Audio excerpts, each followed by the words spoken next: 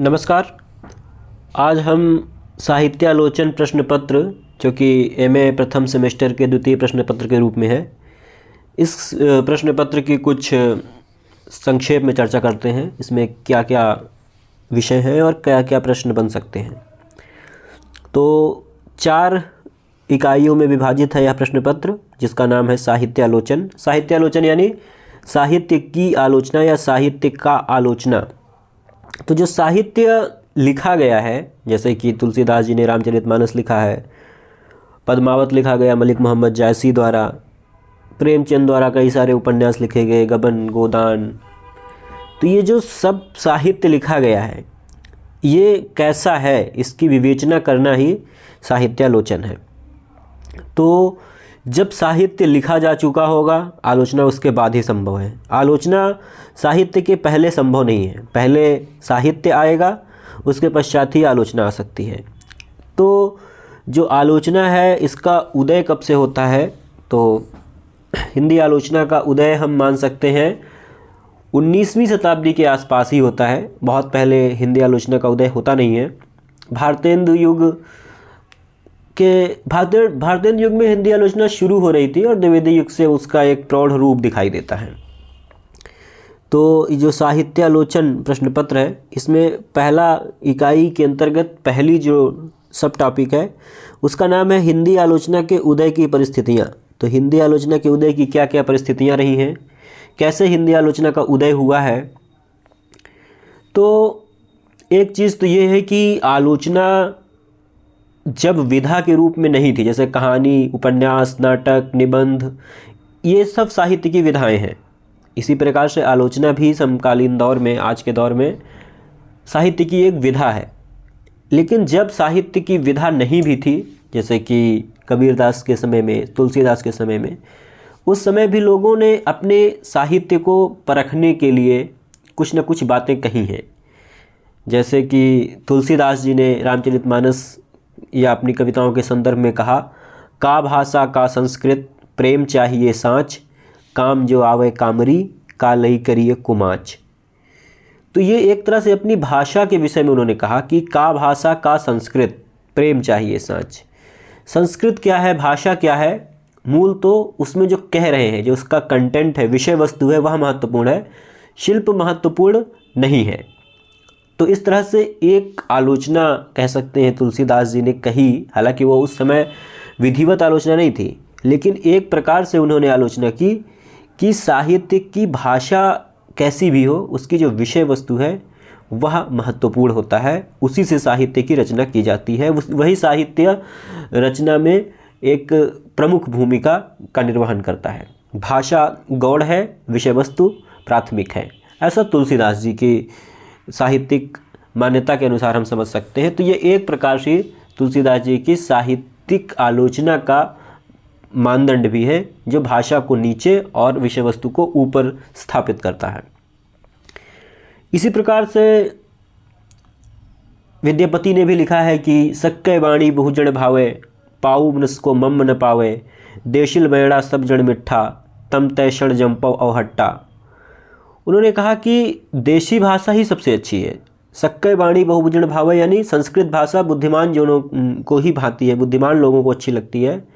पाऊ मृस को मम न पावे, और जो प्राकृतिक है, प्राकृत भाषा है, यह मर्म नहीं पाती, रचना में क्या कहा जा रहा है उसका मर्म नहीं पाती है। देशिल बेड़ा सब जन मिठा, देसी भाषा ही सबसे अच्छी है। इसीलिए मैं इस रचना को, जो उन्होंने रचना लिखी अवहट्ट भाषा में, तो उन्होंने कहा इसीलिए मैं अवहट्ट भाषा में लिखता हूँ। संस्कृत भी उन्हें आती है, प्राकृत भी आती है, लेकिन वो लिख किस में रहे हैं? अवहट्ट भाषा में। इसलिए लिख रहे हैं क्योंकि ये सामान्य लोगों की भाषा है। तो एक तरह से कह सकते हैं ये शुरुआती दौर थे, जो हिंदी आलोचना के उदय के परिस्थितियों के भी पहले के दौर थे, जहाँ हिंदी आलोचना के सूत्र बिखरे हुए मिल जाते हैं। इसके पश्चात हम और आगे बढ़ते हैं। तो जैसे घनानंद रीति काल में लिखते हैं कि लोग हैं लागे कवित्त बनावत, मोही तो मोरे कवित्त बनावत। अब घनानंद ये जो बात कह रहे हैं, ये एक तरह से साहित्य की आलोचना ही है कि कैसे साहित्य लोग हैं लागी कवित्त बनावत। लोग तो कविता बनाने में लगे हैं, मोहि तो मोरे कवित्त बनावत, मुझे तो खुद मेरी कविता बनाती है। ये एक प्रकार से उनकी भी अवधारणा हो गई। इसी प्रकार से फिर ठाकुर कवि जो आते हैं, उन्होंने एक महत्वपूर्ण सवैया इसी विषय में लिखा कि डेल सो बनाए आए मेलत सभा के बीच, लोगन कवित्त की वो खेल करी जानू है। यानी ढेले के समान लोग कविता लिखते हैं और उसे सभा में फेंक देते हैं और कहते हैं कि कविता लिख दिया, जबकि कविता लिखना खेल नहीं है। डेल सो बनाए आए मेलत सभा के बीच, लोगन कवित्त की वो खेल करी जानू है। तो ये सब बिखरे हुए रूप हैं जो हिंदी साहित्यिक आलोचना को रूप देने में एकदम शुरुआती कड़ी के रूप में काम आते हैं, नींव के बहुत नीचे रखे हुए पत्थर की तरह। लेकिन एक सामान्य तरीके से जिसे हम आलोचना कह सकते हैं, वह तो भारतेंदु युग की ही देन है। आलोचना जिसे कहते हैं, जिसे हम आज के संदर्भ में आलोचना का प्रयोग करते हैं, उस तरह से तो भारतेंदु युग में ही शुरू होता है। और भारतेंदु जी ने दरअसल एक निबंध लिखा था जिसका नाम था नाटक। विधा उसकी निबंध थी, रचना का नाम नाटक था और लिखा था भारतेंदु जी ने। तो इसमें उन्होंने बताया था कि नाटक कैसे लिखा जाता है, नाटक के तत्व क्या हैं, सफल नाटक कौन होता है, नाटक की सफलता किन कारकों पर निर्भर करती है। तो इन सब बातों के कारण हम कह सकते हैं कि जो हिंदी आलोचना का रूप है वह इस निबंध के माध्यम से प्रथम बार स्पष्ट रूप से घोषित होता है कि इस तरह से आलोचना करनी चाहिए, ये आलोचना के मानदंड होते हैं, इस तरह से किसी रचना के बारे में मूल्यांकन करना चाहिए। किसी रचना का मूल्यांकन करना ही तो आलोचना है। और उन्होंने इस निबंध में, जो नाटक नामक निबंध था, भारतेंदु जी ने इस निबंध के माध्यम से बताया कि कैसे आलोचना करनी चाहिए किसी नाटक की। तो यह एक महत्वपूर्ण पृष्ठभूमि के रूप में हम ले सकते हैं जो उदय के कारण है हिंदी आलोचना के। आगे जो भारतेंदु युग है, इस दौर में बहुत सारी पत्रिकाएं निकलती हैं। पत्रिकाओं के माध्यम से ही भारतेंदु युग में हिंदी आलोचना का जो स्वरूप है वो विकसित होता रहा है। जैसे कि हरिश्चंद्र मैगजीन, जिसका बाद में नाम हरिश्चंद्र चंद्रिका रख दिया गया, और इसी तरह से कई वचन सुधा, बाला बोधनी, 3-4 पत्रिकाएं भारतेंदु हरिश्चंद्र ने निकाली। इसके अतिरिक्त बालकृष्ण भट्ट ने एक पत्रिका हिंदी प्रदीप नाम से निकाली थी, प्रताप नारायण मिश्र ने एक पत्रिका ब्राह्मण शीर्षक से निकाली, और प्रेमघन जी ने एक पत्रिका आनंद कादम्बनी शीर्षक से निकाली थी। तो इन सारे पत्रों के माध्यम से हिंदी आलोचना में एक विकास देखने को मिलता है। और इन पत्रिकाओं में कुछ रचनाएं भी छपती थी, और वे रचनाएं कैसी हैं उनकी समीक्षा भी छपती थी। समीक्षा और आलोचना एक ही होता है, 2 अलग अलग शब्द जरूर हैं लेकिन अर्थ उनके एक ही है।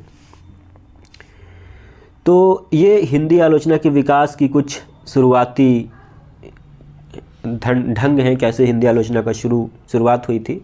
इसके अतिरिक्त हिंदी आलोचना का विकास साहित्य के जो इतिहास लिखे गए उनके माध्यम से भी देख सकते हैं। जैसे कि जब पहली बार 1883 ईस्वी में उन्होंने शिव सिंह सरोज नामक रचना लिखी गई, शिव सिंह सेंगर द्वारा, शिव सिंह सरोज, तो ये भी एक हिंदी, इसमें भी बहुत सारी बातें बताई गई कि कैसी रचना होनी चाहिए, कैसी कौन सी रचना कैसी है। तो यह भी हिंदी आलोचना के विकास में महत्वपूर्ण कड़ी है। ये सब भारतेंदु युग की बातें हैं। अगर परीक्षा में पूछा जाता है कि शुक्ल पूर्व युगीन हिंदी आलोचना के बारे में बताइए, तो आपको भारतेंदु युगीन आलोचना और द्विवेदी युगीन आलोचना, इन दो आलोचनाओं के बारे में बताना है। तो ये है। और इसी प्रकार से 1888 ईस्वी में the modern vernacular literature of Hindustan शीर्षक से जो एक किताब लिखी जाती है जॉर्ज अब्राहम ग्रियर्सन द्वारा 1888 ईस्वी में, तो वो किताब के माध्यम से भी हम देख सकते हैं कि हिंदी साहित्य की जो आलोचना है उसको विकसित करने का कार्य किया गया। तो ये बातें जो थी ये भारतेंदु युगीन समय के आलोचना के लिए हैं। भारतेंदु युगीन आलोचना की अगर बात किया जाए कि इसकी मूल थीम क्या है, इसमें किन किन विषयों पर ध्यान केंद्रित किया गया है, किस तरह की आलोचना की गई है, तो मूल रूप से यह एक तरह से कह सकते हैं कि उपयोगितावादी समीक्षा पद्धति है। उपयोगितावादी समीक्षा पद्धति है, या इसे हम कह सकते हैं कि नैतिकतावादी भी हम कह सकते हैं, नैतिक दृष्टिकोण को आधार बनाकर लिखी गई है भारतेंदु युग में, कि एकदम सामान्य सपाट सरल तरीके से। तो इस तरह की जो आलोचना पद्धति है यह भारतेंदु युग की देन है। और इसके पश्चात जो अगला समय आता है वो है द्विवेदी युगीन आलोचना। तो द्विवेदी युगीन आलोचना, जैसे कि भारतेंदु युग का जो समय है, अगर हम भारतेंदु युग के समय की बात करें तो भारतेंदु युग का समय आमतौर पर जो माना जाता है वो 1850 ईस्वी से 1900 ईस्वी तक माना जाता है, भारतेंदु जी का समय या भारतेंदु युग का समय। भारतेंदु जी की मृत्यु तो 1885 में ही हो गई थी, लेकिन जो युग है उनके नाम से वो इस समय तक चलता रहता है। इसके बाद अगर द्विवेदी युग की बात किया जाए तो द्विवेदी युग का दौर चलता है 1900 ईस्वी से 1918 ईस्वी तक। तो द्विवेदी युग में हिंदी आलोचना में क्या हो रहा था, कैसे हो रहा था, इस विषय की जानकारी भी रखना हमें ज़रूरी है। इस विषय पर भी हमें दृष्टिकोण रखना चाहिए। ये अभी हमने भारतेंदु युग के विषय में बात कर लिया है, द्विवेदी युग के बारे में थोड़ी बात करते हैं।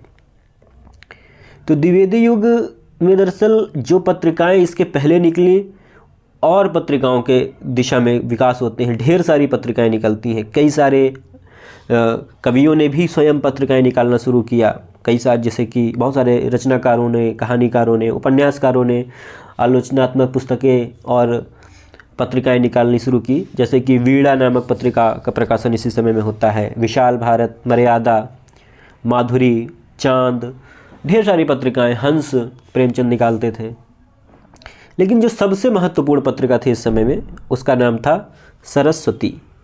सरस्वती नाम की एक पत्रिका निकलना शुरू होती है भारतेंदु युग में, और यह वही पत्रिका है जिसके कारण से द्विवेदी जी का नाम इतना ऊपर आता है, महावीर प्रसाद द्विवेदी, जिनके आधार पर द्विवेदी युग का ही नामकरण किया गया, महावीर प्रसाद द्विवेदी।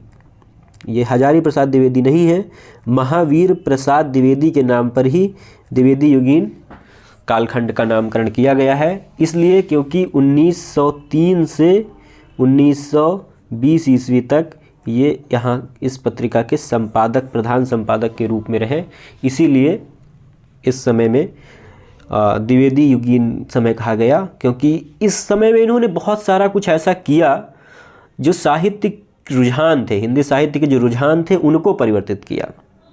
बहुत कुछ ऐसा था जो भारतेंदु युग में श्रृंगारिकता और भक्ति, दो भावनाएं विशेष रूप से प्रभावी थीं, उनके आधार पर साहित्य ज़्यादा लिखा जा रहा था। उस या राष्ट्रभक्ति और राजभक्ति में एक द्वंद्व बना था। कुछ लोग रानी विक्टोरिया के पक्ष में लिख रहे थे, उनके गुणगान कर रहे थे। जैसे कि भारतेंदु हरिश्चंद्र की एक पंक्ति है कि चिर जीवो विक्टोरिया रानी, पूरी यमी की कटोरिया सी, या अंग्रेज राज सुख साज सजे सब भारी, अंग्रेज के राज्य में सब कुछ बहुत बेहतर है। तो उन बातों को यहाँ पर आकर खंडन किया जाता है और सीधे सीधे राष्ट्रभक्ति की कविताएं लिखी जाती हैं। देश के हित में साहित्य लिखा जाता है, देश के लिए स्वतंत्रता प्राप्ति के लिए आंदोलित करने वाला काव्य लिखा जाता है, और ऐसे काव्य को महत्व दिया जाता है। ऐसे काव्य को द्विवेदी जी अपनी पत्रिका में छापने के लिए प्रोत्साहित भी करते हैं कि जो लोग एक देश राष्ट्र को आधार बनाकर लिख रहे थे उनको पत्रिका में छपने के लिए थोड़ा प्रोत्साहित भी कर रहे थे। ये कुछ महत्वपूर्ण चीज़ें रहीं। हालांकि इससे साहित्यिक शुष्कता भी आती है और इतिवृत्तात्मकता, अभिधात्मकता जैसी प्रवृत्ति भी द्विवेदी युगीन काव्य में छा जाती है, और उसका प्रभाव आलोचना पर भी दिखाई देता है। जो इतिवृत्तात्मकता होती है, इतिवृत्तात्मकता मतलब एक ही तरह से शुष्कतापूर्ण बातें कहना, बहुत नीरस तरीके से बातें कहना, एक तरह से सपाट बयानी करते चले जाना। अभिधात्मकता का भी लगभग यही अर्थ होता है। अभिधा में कह देना यानी सीधे सीधे कह देना, सीधापन, सीधे कहना। और इतिवृत्तात्मकता यानी वर्णन करते चले जाना, केवल शुष्क वर्णन करते चले जाना, सीधे कह देना और ये वर्णन करते चले जाना। तो ये प्रवृत्तियाँ द्विवेदी युग के काव्य में हैं, और इसी के चलते इस दौर में साहित्य में जो आलोचना है वो आलोचना में भी इस चीज़ ही दिखाई देती है। लेकिन जो एक बड़ी चीज़ है, इस युग की देन है, वो ये है कि तुलनात्मक आलोचना यहाँ पर हमें देखने को मिलती है। तुलनात्मक आलोचना का विकास द्विवेदी युग में पहली बार देखने को मिलता है। तुलनात्मक आलोचना वो होती है जहाँ पर कोई आलोचक किन्हीं दो कवियों को या दो से अधिक कवियों को आमने सामने रखकर बताता है कि कौन कवि बेहतर है, कौन कवि कम बेहतर है। जैसे कि देव बड़े की बिहारी, बिहारी बड़े की देव, ये विवाद द्विवेदी युग में काफ़ी चलता है। देव बड़े की बिहारी और बिहारी बड़े की देव, बिहारी बड़े की देव, ये दो किताबें लिखी गई इस समय में, इस युग में। अब इन किताबों से हम समझ सकते हैं कि अगर ऐसी आलोचनात्मक किताबें लिखी जा रही हैं तो इन किताबों के आधार पर कैसा लिखने का प्रयास किया जा रहा है और कैसी बातें, जैसे कि लाला भगवान दीन ने जो लिखा था बिहारी और देव, तो ये जो बिहारी और देव, देव और बिहारी नाम की किताबें हैं, इनके माध्यम से यही दिखाया जा रहा है कि साहित्य में दो व्यक्ति आमने सामने हैं, इनमें कौन बेहतर है, और इसे तुलनात्मक आलोचना जरूर कहा गया। लेकिन पदम सिंह शर्मा जो हैं उनके आधार पर माना गया कि पदम सिंह शर्मा ही ऐसे थे जिन्होंने बिहारी और शादी नाम एक कवि हुई हैं। बिहारी तो आप सभी परिचित होंगे बिहारी से, बिहारी लाल जो कि रीतिकालीन कवि हैं, और शादी नाम के एक कवि हैं। इन दोनों के बीच में एक तुलना की पदम सिंह शर्मा ने, और इसके आधार पर माना गया कि ये जो है एक महत्वपूर्ण पद्धति की शुरुआत की गई जिसे तुलनात्मक आलोचना कहते हैं। परीक्षाओं में पूछा भी जाता है तुलनात्मक आलोचना। पिछले साल की परीक्षा में पूछा गया था हिंदी साहित्य में तुलनात्मक आलोचना के विषय में बताइए, तो तुलनात्मक आलोचना यहाँ से आप समझ सकते हैं।